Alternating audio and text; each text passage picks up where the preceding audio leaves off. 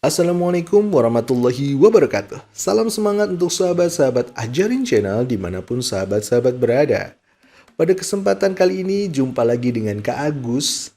Apa kabar semuanya? Mudah-mudahan kalian semua senantiasa tetap semangat dan diberikan karunia kesehatan oleh Tuhan sehingga bisa melaksanakan TPS UTBK dan SBMPTN tahun 2022 di gelombang kedua dengan senantiasa semangat dan sehat. Oke, sahabat-sahabat sekalian, pada kesempatan video kali ini, kita akan membahas sekitar 10 soal dari FR murid-murid kakak yang sudah mengikuti ujian UTBK di gelombang kedua pada hari pertama dan hari kedua kemarin. Yaitu ada soal barisan dan deret, integral dan luas, serta flowchart. Yang akan kita bahas pada kesempatan kali ini, tentunya dengan cara yang paling mudah, dengan tips dan trik yang mudah, yang kurang dari 1 menit, sehingga teman-teman bisa mempersiapkan UTBK nanti ke depannya dengan lebih baik dan juga persiapan yang terbaik. Baik, inilah soal-soal yang akan kita bahas di pertemuan kita kali ini. Yang pertama adalah soal barisan dan deret, ada barisan geometri, ada beberapa soal nanti yang muncul adalah barisan aritmatika, tapi pada prinsipnya adalah sama ya teman-teman semuanya. Jadi di UTBK 2022 kali ini ada sekitar 20 soal yang perlu dikerjakan dalam waktu sekitar 22,5 menit. Mungkin teman-teman kaget juga ya, ada yang sebagian kaget, wah kok soalnya makin banyak gitu ya. Ya, perlu teman-teman ketahui bahwa memang soalnya banyak, tapi banyak juga soalnya yang bentuknya seperti ini. Jadi satu soal atau satu data itu dipakai untuk mengerjakan beberapa soal. Seperti ini. Nah, jadi bagaimana cara kita mengerjakan dengan waktu yang paling efisien nanti akan kakak ajarkan. Oke, mari kita semuanya simak pembahasannya.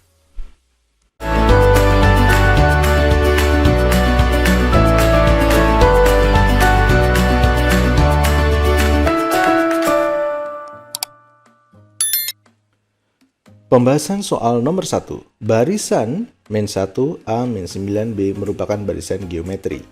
Nilai A kali B adalah berapa? Oke, sahabat-sahabat sekalian, karena soal nomor 1, 2, dan 3 itu memiliki satu data yang sama, yaitu satu data ini kemudian digunakan untuk menjawab pertanyaan nomor 1, 2, dan 3, maka saran kakak adalah untuk mempercepat waktu pengerjaan, pastikan teman-teman melakukan identifikasi soal terlebih dahulu, yang ditanyakan komponennya apa saja, sehingga tidak bolak-balik ya teman-teman ketika mengerjakan soal nomor 1, 2, 3 dikerjain satu-satu, datanya baru dicari, itu kelamaan. Nah, sekali ngerjakan kalau bisa teman-teman langsung bisa ambil semua data untuk mengerjakan 1, 2, 3. Contohnya seperti ini. Ini kan ditanya A kali B, berarti kita butuh data A sama B. Kemudian di soal nomor 2, itu yang ditanya adalah hasil bagi suku kelima dengan suku kedua. Berarti kita butuh data suku ke-5. Suku kedua yaitu yang A, jadi sudah kita bisa cari di pertanyaan nomor 1. Kemudian, di soal nomor 3, itu adalah hasil pengurangan suku kelima dengan suku pertama. Suku pertama ada, suku kelima kita cari di pertanyaan nomor 2 tadi. Oke, berarti kita butuh data A, B, sama suku kelima. Baik, dari informasi barisan geometri ini, kita tahu bahwa barisan geometri itu memiliki rasio atau perbandingan yang sama atau tetap. Rasionya itu adalah perbandingan antara suku kedua dengan suku pertama, ya, suku keduanya kan A, suku pertamanya -1, itu sama dengan suku ketiga dibanding dengan suku kedua. Ini kalau kita kalikan silang, jadinya apa? A kuadrat sama dengan -1 dikali -9 adalah 9, sehingga A-nya berapa? Plus minus akar 9. Berarti A-nya itu adalah sama dengan plus minus 3. Berarti A-nya bisa 3, A-nya bisa juga -3. Untuk A-nya 3, berarti barisan geometrinya adalah -1, 3. Nah ini 3 dibagi -1 itu kan -3 ya. Berarti nanti semua dikali -3 nih. 3 kali -3 -9. -9 dikali -3 adalah 27. 27 dikali -3 adalah -81. Nah, ini sudah suku kelima, teman-teman. Suku yang A sudah kejawab, yang B sudah kejawab, suku kelima juga ada. Oke. Nah, sekarang kita cari untuk A-nya min 3. Apakah sama polanya? Min 1, min 3. Nah, berarti ini kalau kita bagi, min 3 dibagi min 1 itu 3 ya. Berarti setiap sukunya nanti kita kalikan 3. Min 3 kita kali 3, min 9. Min 9 kita kali 3, negatif 27. Kita kalikan 3 ya. Nah, ini kalau kita kalikan 3 juga lagi negatif 81. Oh, ternyata suku kelimanya sama nih teman-teman. Suku kelimanya sama. Oke. Berarti untuk menjawab nomor 1, A kali B. Berarti A-nya adalah di sini 3. Saya buletin ya. Berarti A-nya ini, B-nya yang ini. Sekali lagi ini juga gitu. A-nya ini, B-nya ini. Nah, A kali B berarti 3 kali 27. Sama aja ya. Min 3 kali min 27 juga sama. Berarti A kali B sama dengan 3 dikali 27. Yaitu adalah 3 kali 7 itu 21. Nyimpen 2. 81. Nah, jadi jawabannya adalah yang B. Oke, gampang ya teman-teman. Next, soal nomor 2. Barisan ini, hasil bagi suku kelima dengan ke suku kedua barisan tersebut adalah berapa? Kita cek di pembahasan soal nomor 1 tadi. Hasil bagi suku kelima adalah negatif 81 ya. Berarti negatif 81 dibagi suku keduanya adalah 3. Berarti ketemunya adalah negatif 27. Nah, kalau kita lihat di sini, jawabannya yang D. K yang 27 kita perlu cari nggak? Sebenarnya nggak perlu kita cari untuk mengefisienkan waktu. Tapi kalau mau teman-teman cari, bisa dilihat dari yang kedua ini. Yaitu untuk A-nya min 3, di sini negatif 81 dibagi negatif 3. Jadi alternatif kedua, kan di sini atau. Yang kedua tadi negatif 81 dibagi negatif 3, yaitu 27. Ya, tapi cukup teman-teman menemukan angka negatif 27 itu sudah bisa menjawab soal ini. Sehingga teman-teman nggak perlu kelamaan ya. Ketika kita mengerjakan soal UTBK itu secepat-cepatnya ya, secepat-cepatnya dan setepat-tepatnya. Itu yang paling penting. Next, soal nomor 3. Hasil pengurangan suku kelima tadi kan baik kalau kita lihat di perhitungan yang soal nomor 1 tadi, itu semuanya kedua-duanya untuk A-nya 3 maupun A-nya min 3 itu suku kelimanya negatif 81. Jadi langsung saja hasil pengurangan suku kelima yaitu adalah negatif 81 dikurangi dengan suku pertama. Suku pertamanya juga sama ya, yaitu negatif 1. Nah, hati-hati ya teman-teman, ini negatif dikurangi negatif. Hasil pengurangan oleh, kalau oleh itu berarti suku kelimanya dikurangi suku pertama. Suku pertamanya negatif 1. Nah, negatif ketemu negatif jadi positif ya. Sehingga ini negatif 81 ditambah 1. Nah, kalau misalnya ini negatif 81 dengan positif 1 itu kan berbeda ya. Yang ini negatif, yang ini positif. Kalau berbeda jenis kayak gini, yang besar kurangi yang kecil, tanda ikut yang besar. 81 kurangi 1, 80. Tanda ikut yang besar yaitu negatif 80. Jadi jawabannya adalah yang C. Seperti itu. Gampang ya teman-teman. 3 soal langsung bisa kita jawab dengan 1 kali pengerjaan. Sangat cepat dan efisien dalam mengerjakannya. Oke, teman-teman tinggal latih lagi. Bisa juga dicoba untuk barisan aritmatika. Kita saksikan pembahasan selanjutnya. Pembahasan soal nomor 4. Segitiga ABC siku-siku di B. Titik D terletak pada sisi AC sehingga segitiga BDC siku-siku di D. Sudut ABD 30 derajat, BD 3, dan ABDE merupakan jajar genjang. Nah, soal nomor 4, 5, dan 6 itu sama-sama memiliki data yang sama seperti soal sebelumnya tadi. Nah, triknya sama teman-teman. Perhatikan yang ditanya apa. Yaitu adalah sudut BAE. BAE berarti sudut yang ini. Oke. Kemudian garis AC, berarti kita harus mencari panjang AC ini harus tahu AD sama DC. Oke. Kemudian luas jajaran genjang ABDE. Nah, ini lebih gampang adalah teman-teman tinggal cari luas segitiga ini nanti dikali 2. Karena luas, kalau kita mencari rumus jajaran genjang yang diagonal 1 kali diagonal 2, kita butuh diagonal 2-nya miring begini, lebih susah. Nah, lebih gampang adalah teman-teman cari aja luas segitiga ini. 1 aja nanti kita kali 2. Berarti kalau mencari luas segitiga ini teman-teman butuh data AD sama BD. BD udah tahu, tinggal nyari AD. Nah, AD itu bisa kita cari dari data mencari AC sekaligus ya. AC ini. Nah, untuk mencari AC, AD harus tahu sama DC. Oke. Baik, kita kerjakan. Soal nomor 4. Besar sudut BAE.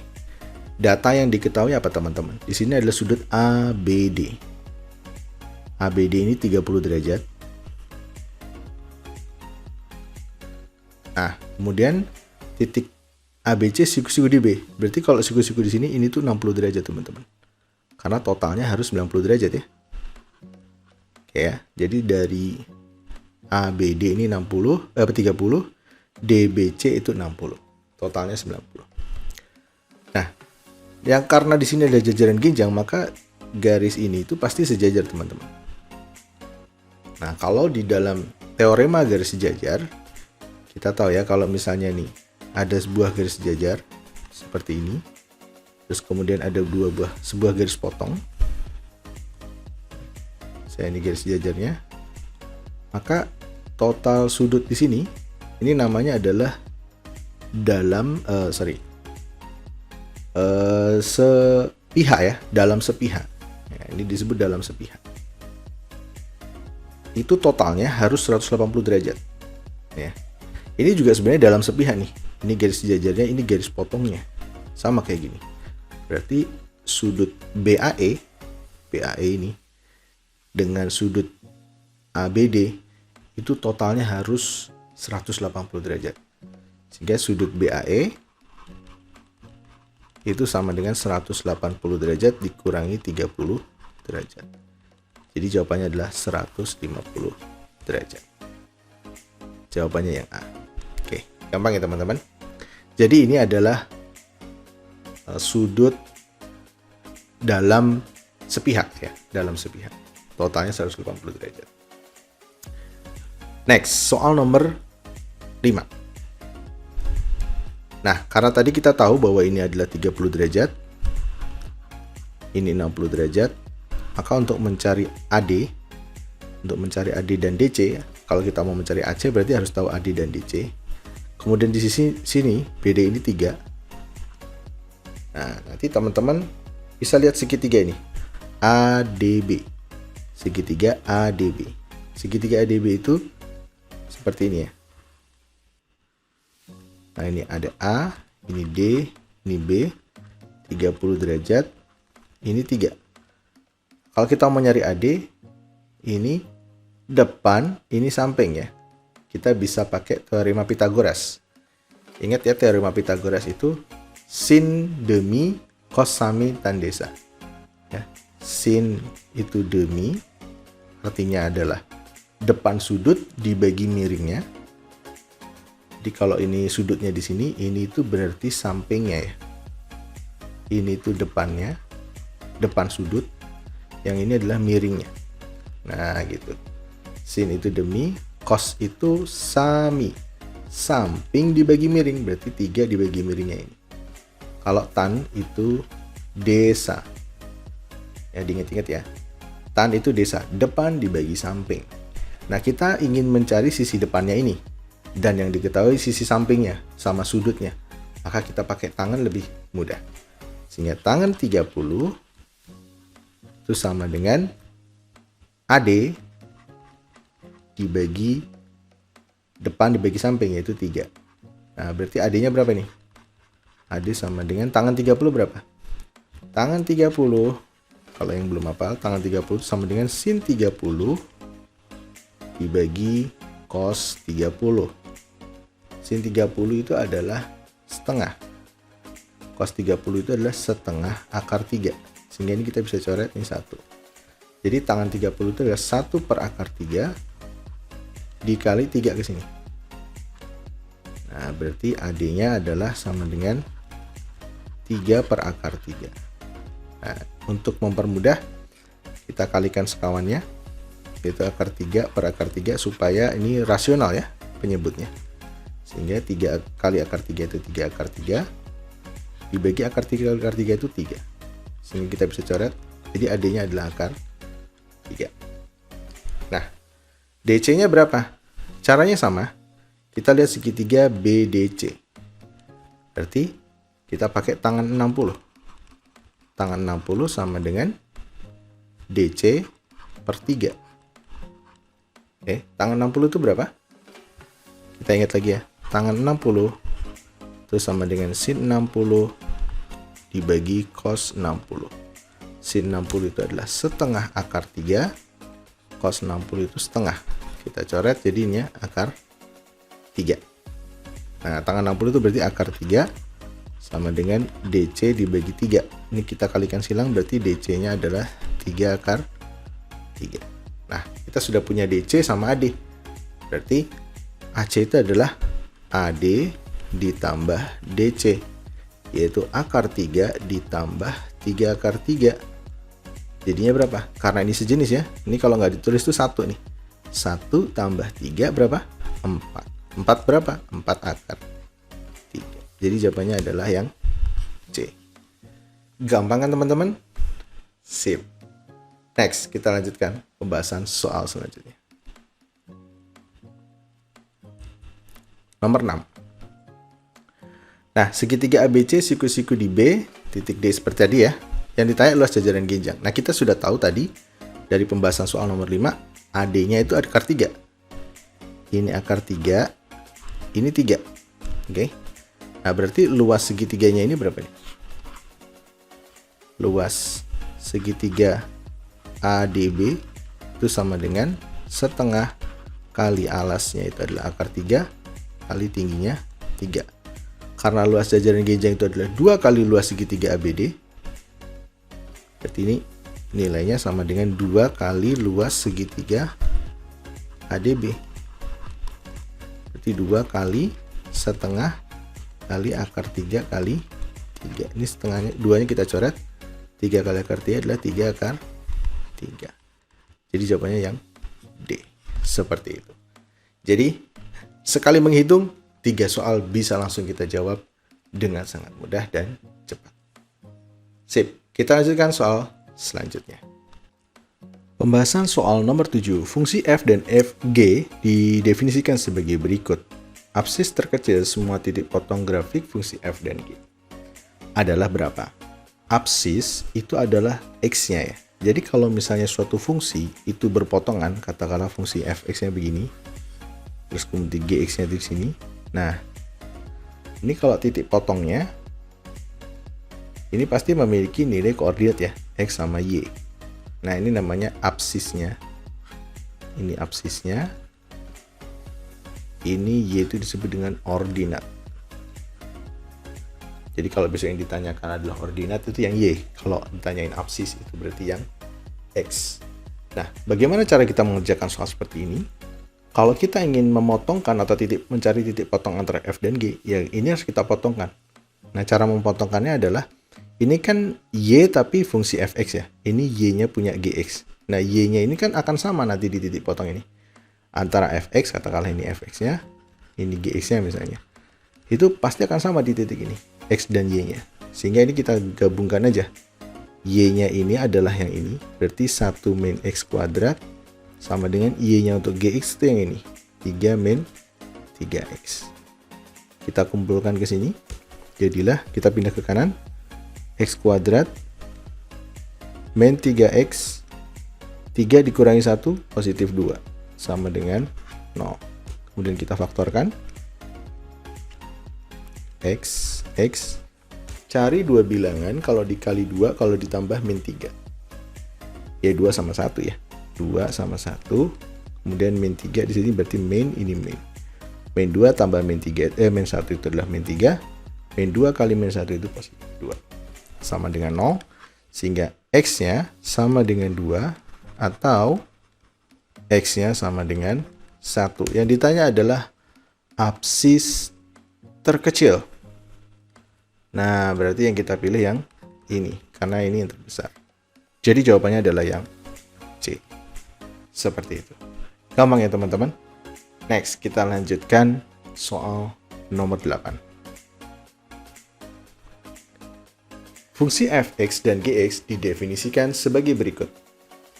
Integral, nah ini ada soal integral ya. Di TPS kuantitatif tahun 2022 ini ada soal integral. Nah teman-teman gak usah khawatir, akan kakak ajarkan cara mengintegralkan basicnya. Nah teman-teman yang harus perhatikan adalah hati-hati dengan pengurangan suatu fungsi. Seringkali salah itu adalah kalau tidak dikurung, sehingga tandanya nggak berubah. Padahal kalau kita mengurangi suatu fungsi seperti ini, itu harus diperhatikan tanda plus minusnya. Oke, integral dari gx-nya itu ini. Berarti 3 min 3x dikurangi fx-nya ini. Ini ke satu kesatuan teman-teman. Jadi harus dikurung. 1 min x kuadrat. Nah kalau ini nggak dikurung, ini jadi min 1 min x. Padahal ini harusnya nanti dibuka kurungnya. Jadi berubah tanda, teman-teman. Itu yang sering salah di situ kadang-kadang. Oke ya, jadi harus diperhatikan betul-betul. Kalau ditambah sih nggak ngaruh, teman-teman. Karena di sini kalau dibuka kurungnya, kalau ditambah itu tidak berubah tanda. Tapi kalau negatif dikurang, itu berubah tanda nanti tandanya. Oke, ini berarti integral berapa ini? Saya urutkan aja ya dari pangkat tertinggi ya. Min ketemu min jadi positif ya. X kuadrat. Terus ini min 3x. Terus ini 3 dikurangi 1. Jadi positif 2. dx. Nah, cara mengintegralkan itu caranya gampang teman-teman. Pertama adalah pangkatnya ditambahin 1. Oke. Pangkat tambah 1, 2 tambah 1, 3. Ya kan? Nah, habis itu bagi pangkat yang sudah ditambahkan tadi ke depan. Kebetulan di sini kan koefisiennya 1 ya. Berarti 1 per bagi pangkatnya ini. 3. 1 per 3. Oke. Terus kemudian ini juga gitu. X kuadrat berarti min 3-nya dibagi 2 pangkatnya ini. Nah, terus ditambah 2x ditambah C. Gampang kan teman-teman? Jadi jawabannya adalah yang B. Sip. Selanjutnya soal nomor 9. Nah, luas daerah di kuadran pertama yang dibatasi oleh grafik fungsi f dan g serta sumbu y adalah berapa? Oke, teman-teman, dari sisi konsepnya kita harus menggambar ya untuk kita mengetahui fungsi mana yang di atas dan fungsi mana yang di bawah untuk mengetahui luas suatu daerah dengan menggunakan konsep integral. Oleh karena itu, kalau teman-teman lagi ujian UTBK, karena harus menggambar, kemudian juga harus menghitung, saran saya adalah soal ini di skip. Ya, itu saran saya. Kenapa? Karena membutuhkan waktu yang mungkin lebih dari 1 menit. Karena harus gambar dulu sama analisis. Nah, kalau teman-teman nanti masih ada sisa waktu ketika mengerjakan, maka ini bisa dikerjakan kembali. Ya. Di skip tuh bukan berarti nggak dikerjain teman-teman ya. Kalau masih ada waktu, sisa waktu, nanti bisa dikerjakan ulang. Prioritas pertama ketika kita mengerjakan dalam time management, ketika kita mengerjakan soal-soal ujian apapun itu, dan di subtes manapun, teman-teman harus pastikan bahwa soal-soal yang dikerjakan adalah soal-soal yang paling gampang dulu, dan juga yang membutuhkan waktu tidak terlalu lama.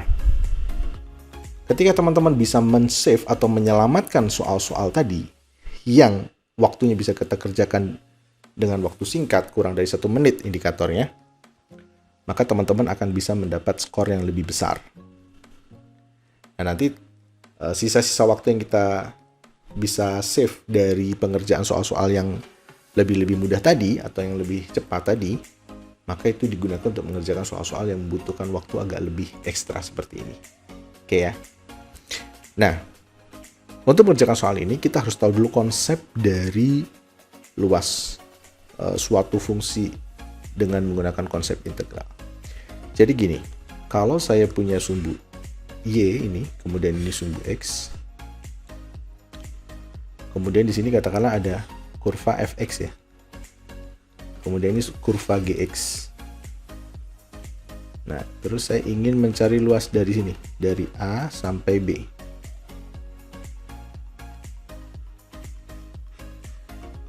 Nah, ini luasnya ini sama dengan integral dari A sampai B. Jadi integral itu adalah mencari luas di bawah kurva, teman-teman. Kurva mana? Kurva atas, ya. Berarti ini fx. Jadi saya tulis y atas aja nih. Y yang bagian atas dikurangi Y bagian bawah. dx. Nah, seperti itu. Y bagian atas itu yang ini berarti. Y atasnya. Ini adalah Y bawah. Itu prinsipnya. Oke. Nah, kenapa kita perlu gambar ini? Karena kita nggak tahu mana kurva yang di atas, apakah fx atau gx. Nah, untuk menggambar itu, karena fx-nya adalah 1 min x, fungsi kuadrat, jadi kita harus tahu titik potong dengan sumbu x ya. Titik potong dengan sumbu x. Dari fx-nya ya, kita kerjakan dulu fx-nya. Titik potong dengan sumbu x-nya berarti ini. Titik potong dengan sumbu x itu pada saat y-nya sama dengan 0. Berarti nanti 1 min x kuadrat sama dengan 0. Berarti ini kalau kita faktorkan 1 plus x atau 1 min x sama dengan 0.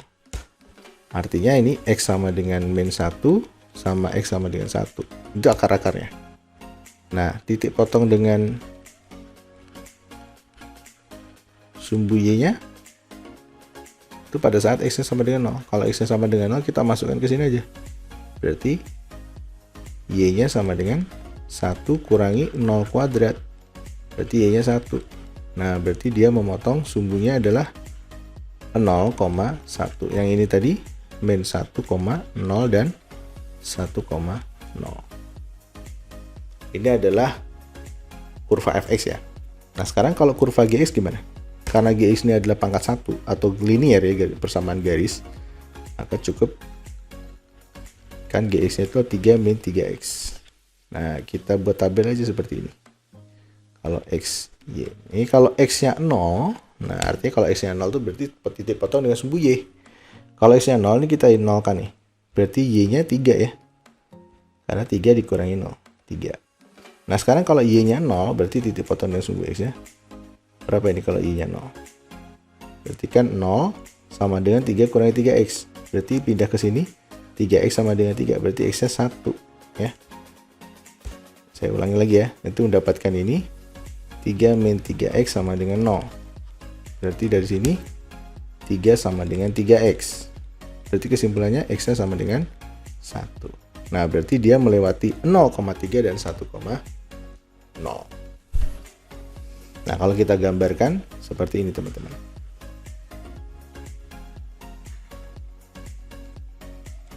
Oke. Nah, dia karena di depan x kuadrat ini negatif, maka dia akan terbuka ke bawah. Dia melewati min 1 di sini, sama 1 di sini, terus titik puncaknya di sini, yaitu 0,1 ya. Ini 1 juga. Berarti gambar grafiknya seperti ini. Saya kasih warna berbeda ya. Set. Oke, seperti itu. Kemudian kalau garis ini, garis GX-nya, katakanlah ini berarti kalau 0,3 itu di sini ya. 1, 2, 3, katakanlah di sini aja ya. Ini 3-nya misalnya di sini. Terus 1,0 juga di sini. Berarti kalau kita gambarkan titik potong dan garis ini, kita garis aja nih, ini. Nah, berarti daerah yang ditanyakan yang mana? Yang ini. Nih, yang diarsir tuh ini. Nah, berarti yang ini tuh fx-nya. Yang ini gx-nya. Ini kurva atas, ini kurva bawahnya teman-teman. Nah, kita mau mengintegralkan dari 0 ini sampai 1. Nah, sehingga luasnya ini berapa nih? Luas sama dengan integral dari 0 sampai 1. Kurva atasnya itu Gx dikurangi kurva bawahnya Fx. Nah, perlu teman-teman ketahui tadi bahwa kita sudah menghitung Gx kurang Fx di soal yang kedua. Oke, jadi kita nggak perlu lagi mengintegralkannya, langsung aja teman-teman bisa hitung dari sini. Oke, jadi sini jadi hasilnya adalah 1/3 X pangkat 3, kemudian min 3/2 X kuadrat plus 2X. Nah, ini nggak perlu ada C lagi karena di sini ada batasnya. Yaitu batasnya adalah antara 0 sampai 1.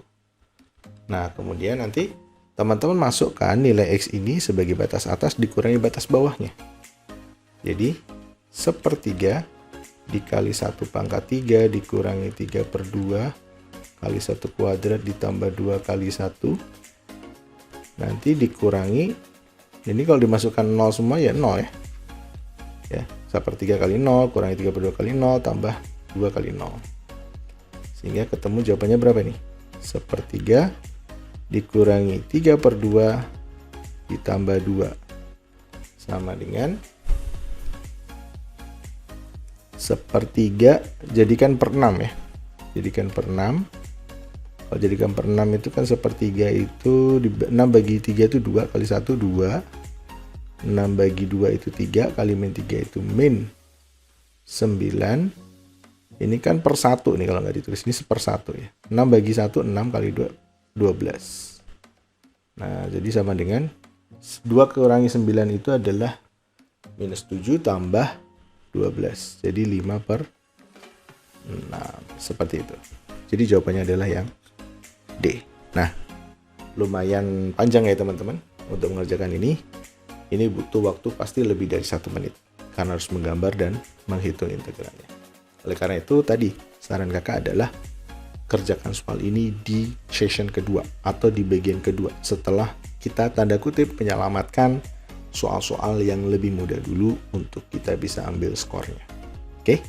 Seperti itu tips dan triknya untuk teman-teman bisa mendapatkan skor tertinggi dan terbaik berdasarkan pengalaman kakak dan juga advice kakak ke murid-murid kakak yang sudah lolos di UTBK masuk ke perguruan tinggi negeri favorit. Kita lanjutkan pembahasan selanjutnya. Pembahasan soal nomor 10. Soal nomor 10 ini teman-teman termasuk kategorinya baru ya di UTBK 2022 ini karena di UTBK sebelumnya belum ada. Tapi teman-teman nggak usah worry karena soal ini sebenarnya simple asal teman-teman tahu aturan mainnya. Ini tuh sebenarnya teman-teman tinggal ngikutin aja alurnya ya. Jika diberikan input n negatif 6 ya, jadi kalau ini tuh negatif 6, kita tulis aja ini sama dengan negatif 6. Oke, n-nya negatif 6. Nanti ikutin aja di sini. Ini bacanya gini, n positif, tanda tanya, artinya apakah n ini positif? Karena negatif 6 itu bukan positif, berarti dia lari ke sini. Ya, kita ikuti, karena dia tidak akan jawabannya. Kalau iya berarti ke sini, tapi kalau tidak ke sini. Oke, berarti dari sini kita bisa ketemu P-nya. P sama dengan berarti min 6 dikuadratin, yaitu 36. Oke, berarti selanjutnya kita ikutin alur selanjutnya. Untuk bisa menentukan Q, berarti Q sama dengan P/6. P-nya kan 36 dibagi 4. Berarti Q-nya 9. Dari sini sudah terkumpul. Berarti N-nya min 6, P-nya 36, Q-nya 9. Kita cek. Q adalah persamaan kuadrat. Nah, bilangan kuadrat. Kita lihat bahwa Q-nya itu 9. 9 itu termasuk bilangan kuadrat. Berarti 1 benar. Nomor 2. Q termasuk bilangan genap. Salah ya. Karena Q adalah bilangan ganjil. Yang ketiga, P min Q adalah bilangan ganjil. Sebenarnya kita nggak perlu cek ya. Karena kalau 1 benar pasti 3 benar. Tapi coba kita cek. 36 dikurangi 9 adalah 27. Oke, 27 termasuk bilangan ganjil ya, berarti benar. Kemudian ini P tambah N bagi Q apakah lebih besar dari 4? Sebenarnya kalau 2 salah, 4 pasti salah ya teman-teman. Tapi kita cek aja. P tambah N berarti di sini 36 ditambah N-nya min 6 dibagi Q 9 kan berarti 30 dibagi 9 pasti sekitar 3, ya. Nah ini harusnya kurang dari 4 ya, berarti pernyataan ini tuh harusnya salah.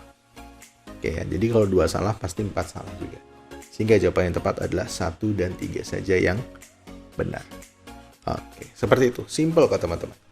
Oke teman-teman, jadi itulah 10 soal yang bisa kita bahas pada video kita kali ini. Nanti kita akan bahas lagi beberapa soal yang lain berdasarkan FR selanjutnya. Oke teman-teman sekalian, mudah-mudahan penjelasan video kita kali ini sangat bermanfaat bagi teman-teman semuanya dan menambah pemahaman serta melatih kemampuan teman-teman untuk mempersiapkan UTBK khususnya di TPS kuantitatif di gelombang kedua ini. Oke, sampai jumpa di pembahasan video selanjutnya. Bye-bye. Terima kasih telah menyaksikan video kami. Jangan lupa like, subscribe, dan aktifkan notifikasi untuk memperoleh update video-video terbaru dari Ajarin Channel. Sampai jumpa di video selanjutnya.